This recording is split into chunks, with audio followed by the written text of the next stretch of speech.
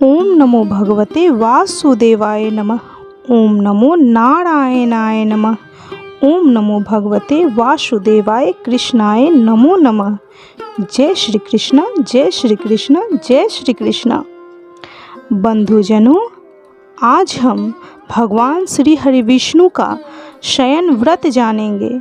भगवान श्री हरि विष्णु देवशयनी एकादशी के बाद 4 महीनों के लिए जब क्षीर सागर में शयन करते हैं तो उस समय भगवान का शयन व्रत किस प्रकार किया जाता है उसकी कथा सुनेंगे, उसकी विधान जानेंगे। तो चलिए कथा प्रारंभ करते हैं। बोलिए जय श्री कृष्ण, जय श्री कृष्ण, जय श्री कृष्ण। कुंती पुत्र अर्जुन बोले, हे मधुसूदन, विष्णु भगवान का शयन व्रत किस प्रकार किया जाता है सो सब कृपा पूर्वक कहिए।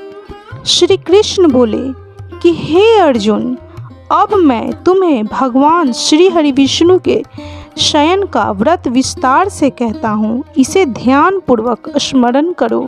जब सूर्य नारायण कर्क राशि में स्थित हों तब भगवान श्री हरि विष्णु शयन करते हैं, और जब सूर्य नारायण तुला राशि में आते हैं तब भगवान उठ जाते हैं। लौंद अधिक माह के आने पर भी विधि इसी प्रकार रहती है। इस विधि से अन्य देवताओं को शयन न कराना चाहिए। आषाढ़ मास के कृष्ण पक्ष की एकादशी का विधि पूर्वक व्रत करना चाहिए।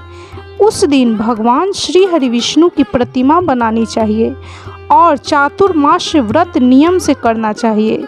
सबसे प्रथम उस प्रतिमा को स्नान कराना चाहिए, फिर सफ़ेद वस्त्रों को धारण कराकर तकियादार शैया पर शयन कराना चाहिए।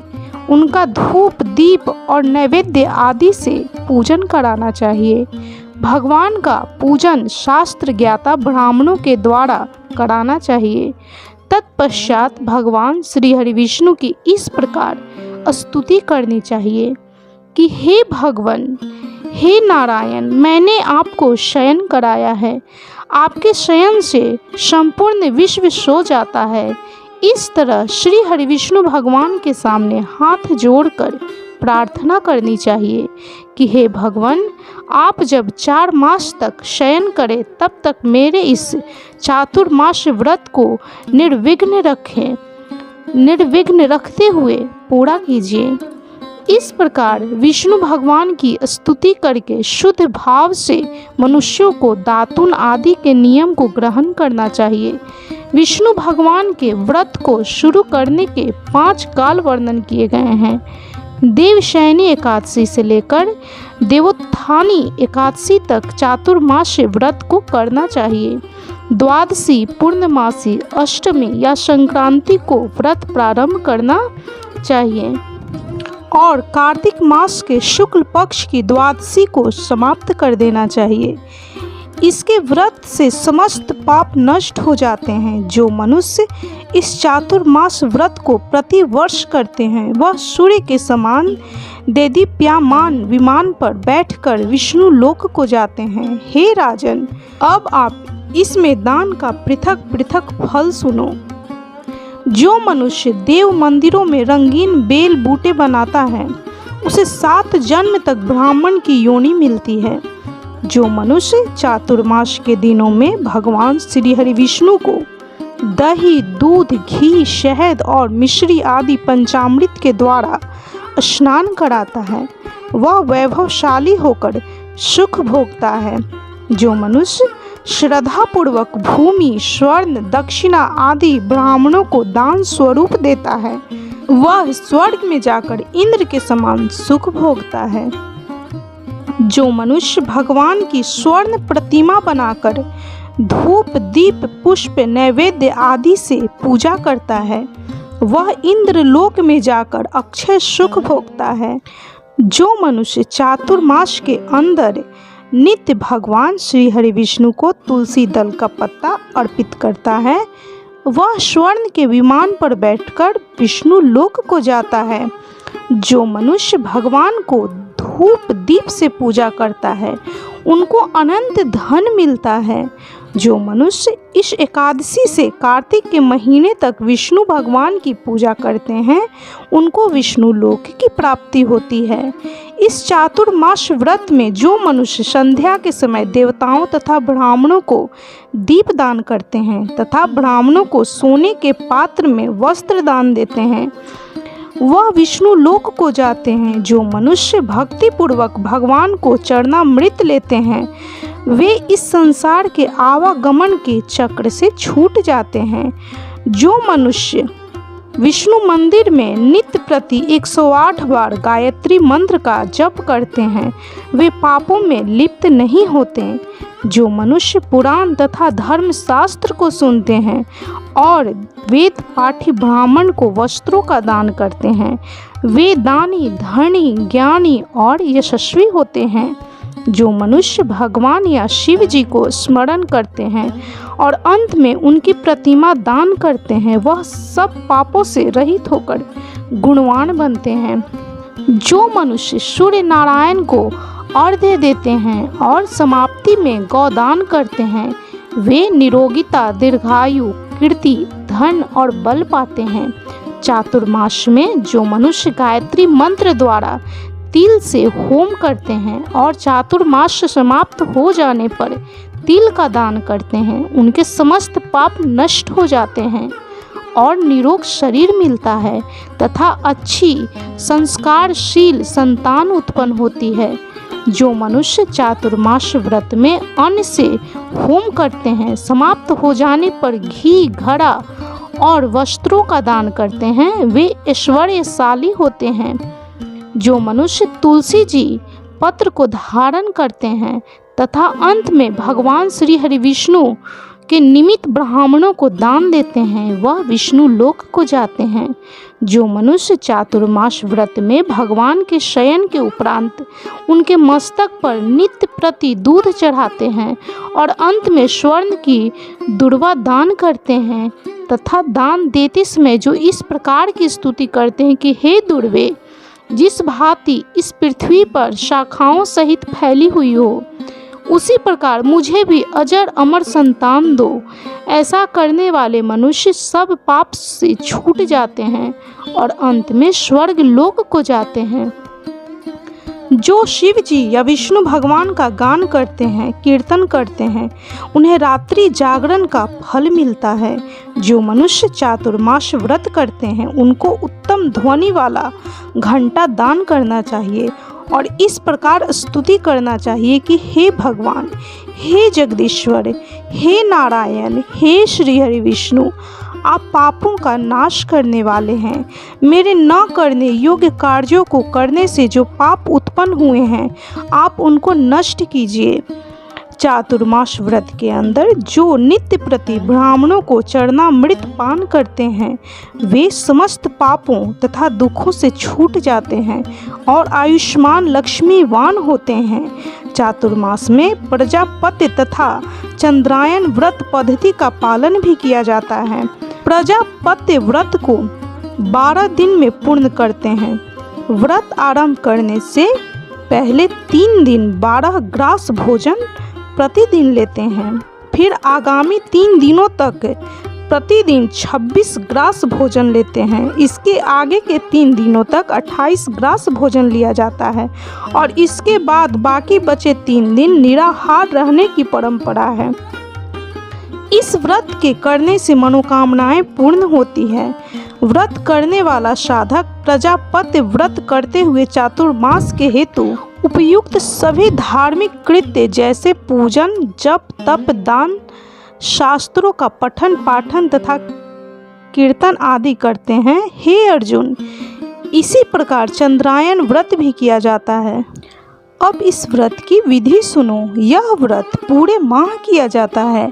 पापों की निवृत्ति के लिए किया जाने वाला यह व्रत बढ़ता घटता रहता है। इसमें अमावस्या को 1 ग्रास, प्रतिपदा को 2 ग्रास, द्वितीया को 3 ग्रास भोजन लेते हुए पूर्णिमा के पूर्व 14 ग्रास और पूर्णिमा को 15 ग्रास भोजन लेना चाहिए। फिर पूर्णिमा के बाद 14, 13, 12, 11 ग्रास इस क्रम में भोजन लेते हुए भोजन की मात्रा प्रतिदिन घटानी चाहिए।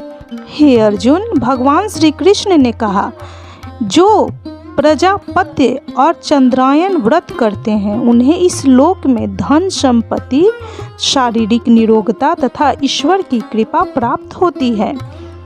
इसमें कांसे का पात्र और वस्त्र दान की शास्त्रीय व्यवस्था है। चातुर्मास के समापन पर दक्षिणा से सुपात्र ब्राह्मणों को संतुष्ट करने का विधान है। चातुर्मास व्रत के समाप्त हो जाने के बाद भी गौदान करना चाहिए। यदि गौदान न कर सके तो वस्त्र का दान अवश्य करना चाहिए। जो ब्राह्मणों को नित्य प्रति नमस्कार करते हैं उनका जीवन सफल हो जाता है और वे समस्त पापों से छूट जाते हैं। चातुर्मास व्रत की समाप्ति में जो ब्राह्मणों को भोजन कराता है उसकी आयु तथा धन में वृद्धि हो जाती है। जो अलंकार सहित बछड़े वाली कपिला गाय वेद पाठी ब्राह्मणों को दान करते हैं वे चक्रवर्ती, आयुष्मान, पुत्रवान राजा होते हैं और स्वर्ग लोक में प्रलय के अंत तक इंद्र के समान राज्य करते हैं। जो मनुष्य सूर्य भगवान तथा गणेश जी को नित्य नमस्कार करते हैं उनकी आयु तथा माँ लक्ष्मी उनके घर में निवास करती हैं और यदि गणेश जी प्रसन्न हो जाएं तो वे मनोवांछित फल पाते हैं। गणेश जी और सूर्य की प्रतिमा ब्राह्मण को दान देने से सब कार्यों की सिद्धि होती है। जो मनुष्य दोनों ऋतुओं में महादेव जी की प्रसन्नता के लिए तिल और वस्त्रों के साथ तांबे का पात्र दान करते हैं उनके यहाँ स्वस्थ सुंदर शिव भक्त संतान पैदा होती है। चातुर्मास व्रत की समाप्ति पर चांदी या तांबा पात्र में गुड़ और तिल के साथ दान करना चाहिए। जो मनुष्य विष्णु भगवान के शयन करने के उपरांत यथाशक्ति वस्त्र तिल के साथ स्वर्ण दान करते हैं उनके समस्त पाप नष्ट हो जाते हैं और वे इस लोक में भोग तथा परलोक में मोक्ष प्राप्त करते हैं। चातुर्मास व्रत के समाप्त होने पर शय्या दान करते हैं उनको अक्षय सुख मिलता है और वे कुबेर के समान धनवान होते हैं। वर्षा ऋतु में जो गोपी चंदन देते हैं उन पर भगवान श्री हरि विष्णु प्रसन्न होते हैं। चातुर्मास में एक बार भोजन करने वाला, भूखे को अन्न देने वाला, भूमि पर शयन करने वाला अभीष्ट को प्राप्त होता है। उस पे श्री हरि विष्णु की कृपा प्राप्त होती है। इंद्रिय निग्रह कर चातुर्मास व्रत का अनंत फल प्राप्त किया जाता है। सावन में साग, भादों में दही, आश्विन में दूध और कार्तिक में दाल का त्याग करने वाले निरोग होते हैं। चातुर्मास व्रत का पालन करने पर उद्यापन किया जाए। जब भगवान को शय्या त्यागने का अनुरोध करे तब विशेष पूजन करना चाहिए। इस अवसर पर निरअभिमानी विद्वान ब्राह्मण को अपनी क्षमता के अनुसार दान दक्षिणा देकर संतुष्ट करना चाहिए। हे पांडुनंदन, हे अर्जुन, देवशयनी एकादशी और चातुर्मास का महात्म्य पुण्यदायी फल है। इससे मानसिक रोगों की शांति और भगवान श्री हरि विष्णु के प्रति निष्ठा बढ़ती है, श्रद्धा बढ़ती है। चातुर्मास भगवान श्री हरि विष्णु की कृपा प्राप्त करने के लिए लगभग 4 माह तक किया जाने वाला व्रत है। व्रत को देवशयनी से देवोत्थान एकादशियों से जोड़ने से प्रभु के प्रति अपना अनुराग दृढ़ होता है। चातुर्मास चौमासे में जब भगवान श्री हरि विष्णु शयन करते हैं उस समय कोई भी मांगलिक कार्य नहीं किए जाते। मांगलिक कार्यों का आरंभ देवोत्थानी एकादशी से पुनः प्रारंभ करते हैं। तो बंधुजनों, इस तरह चातुर्मास विधान व्रत समाप्त हुआ। इस व्रत की जानकारी जितना हो सके शेयर कीजिए और इसी विधि विधान से चातुर्मास व्रत प्रारंभ कीजिए और भगवान श्री हरि विष्णु के प्रति अपनी निष्ठा बनाए रखिए। इस विधान को सुनने वाला, सुनाने वाला या जिसके द्वारा भी इस चातुर्मास विधान कोई और भी सुनेगा उसके घर में सुख शांति और समृद्धि का वास होगा। भगवान श्री हरि विष्णु, माँ लक्ष्मी उसके घर में उस व्यक्ति पर सदा प्रसन्न रहेंगे। तो बोलिए जय श्री कृष्णा, जय श्री कृष्णा, जय श्री कृष्णा। बंधुजनों, आपको यदि यह कथा अच्छी लगी हो, यह चातुर्मास विधान व्रत की विधि अच्छी लगी हो तो कृपया लाइक, शेयर और सब्सक्राइब जरूर करें।